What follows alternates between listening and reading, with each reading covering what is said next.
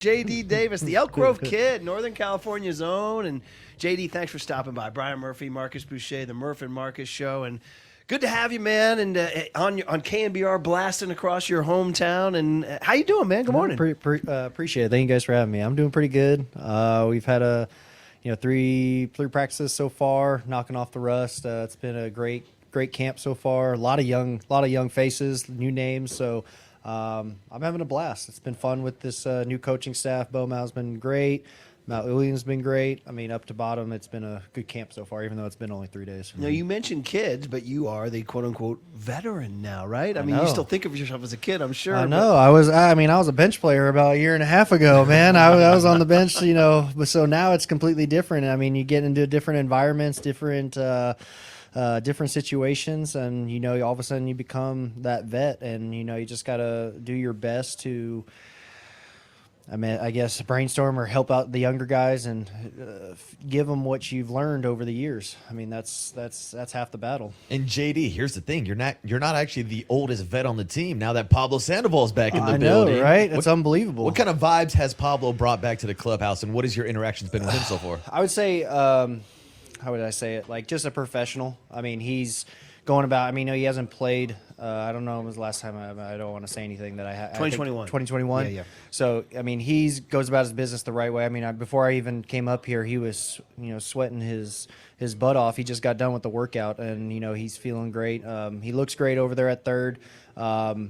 He's swinging the bat real well. I mean, he looks good to me. He looks good to me for how old he is, and I know there's been pictures of, obviously he's lost a little bit of weight, and he's moving a lot better over there at third, and kudos to him. I mean, but for him to bring in that professional kind of routine, going about his business, but also having a great time, being professional, but also being a great clubhouse guy. So it's been cool to see him. Yeah, the voice is J.D. Davis, the kid out of Elk Grove, who, of course, traded by the Mets to the Giants in 2022. So this is your second spring training as a Giant. Yep. So is there anything to that? Like, that's an upheaval to get traded, right? Yeah. I mean, you got to move your life and everything. And it moves fast. And then last year you have a nice year. Lead the team in RBIs, 18 bombs. But is there even that much more comfort of pulling on that black and orange now for the second year in a row at spring training? Absolutely. I've been, pretty chomping at the bit since the end of last year. I've been itching to get this thing going because of how I was in the second half of just having basically a month and a half off where I didn't play my best, but turning that corner on that last 30, 40 games and doing a lot better had me itching for more and itching to get better and to go into this off season and really, to get better, not only for me, but to represent the Giants as well and to get this thing going and, just be a staple in the lineup, what I want to be. And Murph mentioned getting back to your Northern California roots. We were just talking off air about all the talent that comes out of that Sacramento region, whether it's someone like yourself or Logan Webb. But one of my favorite parts about this team is all the California talent, whether it's Kyle Harrison, Bay Area kid, even Casey Schmidt's a SoCal guy. Yeah. Does it feel like there's kind of a California vibe with this team and a different style of baseball played out here on the West Coast? Yeah, absolutely. I think that's what, Farhan kind of did with bringing in a lot of local guys, a lot of California guys, because it takes a knack and a skill to really play out there in the Bay during those early spring games where it gets cold, and you really, truly got to get used to it. And for me, I love playing, even though it can be cold, but I love playing in that Bay Area weather. I've always grown up playing in it. So I don't know if that has anything to do with it, but however, obviously having kids from California and playing for a California team means a lot more than saying a California kid going out and playing in Texas, going out and playing in Florida or something like that. When he's actually at home in his backyard playing in California, I mean, it's a dream come true. And just for fun, I've always been fascinated by baseball in New York. It's such a great baseball town. What was the intensity of the fans, the intensity of the media compared to easy, soft guys like me and Marcus? Yeah, I know. It was a complete 180. It was part of it. When you go into New York, it's part of the territory. You as an athlete, and they expect perfection, but and they expect you to play hard continuously.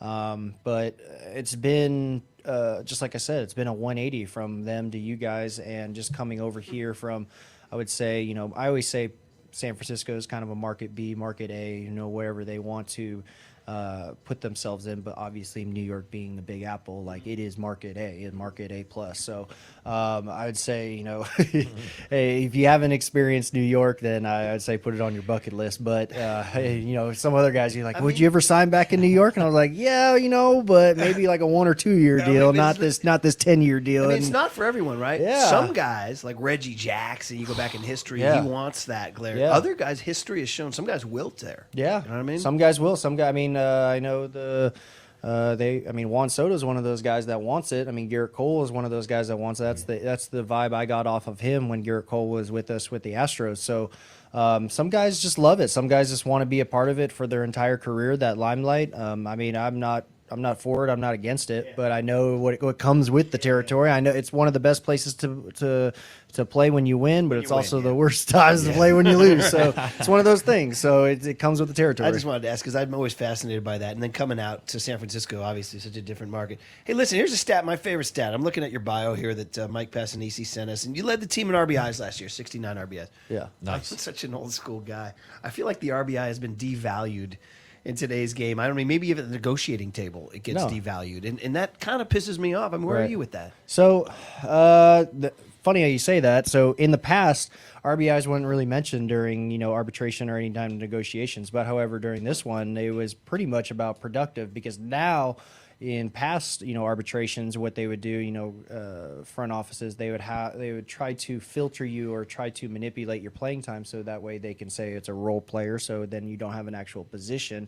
So then obviously the RBI doesn't come into play. It becomes more into defense and comes into more of execution or say pinch hit roles and stuff like that. But now since I've been a starter, or I was a starter last year and I'm a corner guy, so now obviously the RBI comes into play where now it's production based. So this year, obviously going into arbitration and going through the process, it was one of those statements or one of those pinpoints, talking points where like, hey, production value at the corner position is a must need. So there is some value in RBIs nowadays with all these numbers and analyticals. And I think that topic is good to bring up when we're talking about playing at Oracle Park, a ballpark that has kind of gotten a repetition as a pitcher's park. Now, does that change your approach at all playing at different ballparks with the dimensions of the ballpark?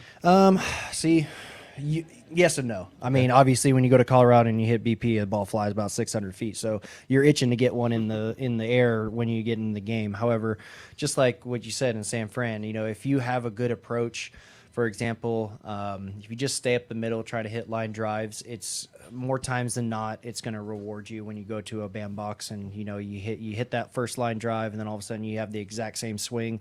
You catch a off speed out pitch or off speed out in front of you, and you end up staying through and it hits a home run. So I don't really change based upon the ballparks. I try not to. My younger age would, feeling a little froggy, want to hit a ball 700 feet. But at the same time, what I've learned is, the same swing over and over again is more repetitive and it's more productive, and you're actually going to get more value out of it. JD Davis, man, great talking baseball with the Elk Grove kid, and we were talking about all the talent that came out of there. And Cal State Fullerton product, great baseball program, and started with the Astros, over to the Mets, and now with the Giants, where he had led the team in RBIs, as we mentioned, second on the team with 18 bombs last year. Just a little bit about that the hot corner. It's called the hot corner for a reason, right? Oh, yeah. And you got Casey Schmidt out there, Oh, yeah. and you got Pablo, and I mean Pablo's probably more of a bench bat more than that.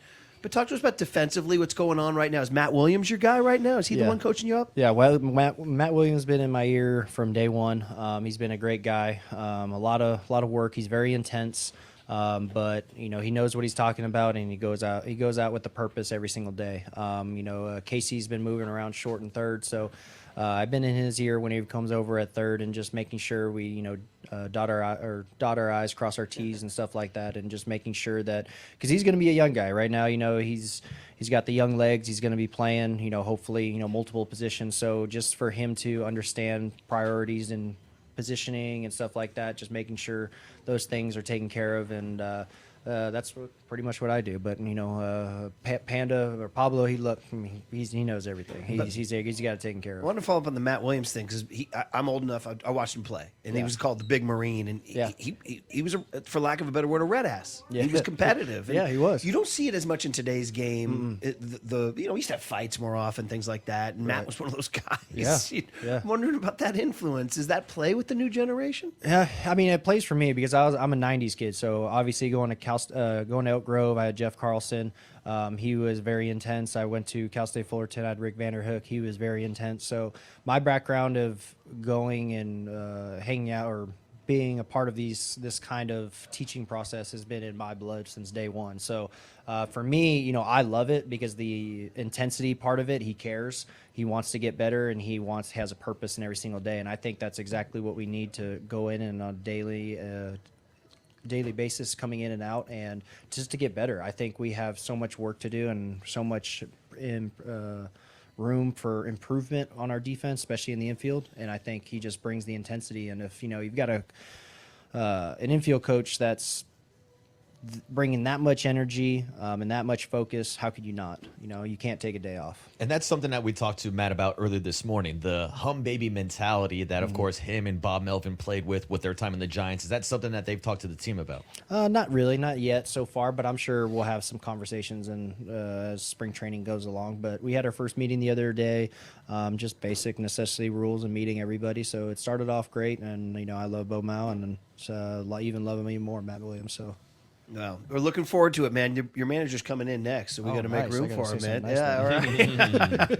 You go down and get your swings in, take some ground balls. It's great to see you, man. You look like you're in a relaxed state. You look like you're ready to go. Not too bad. Looks like he's ready to hit some dingers. Yeah, He's ready to put that power right-handed bat to action there. So.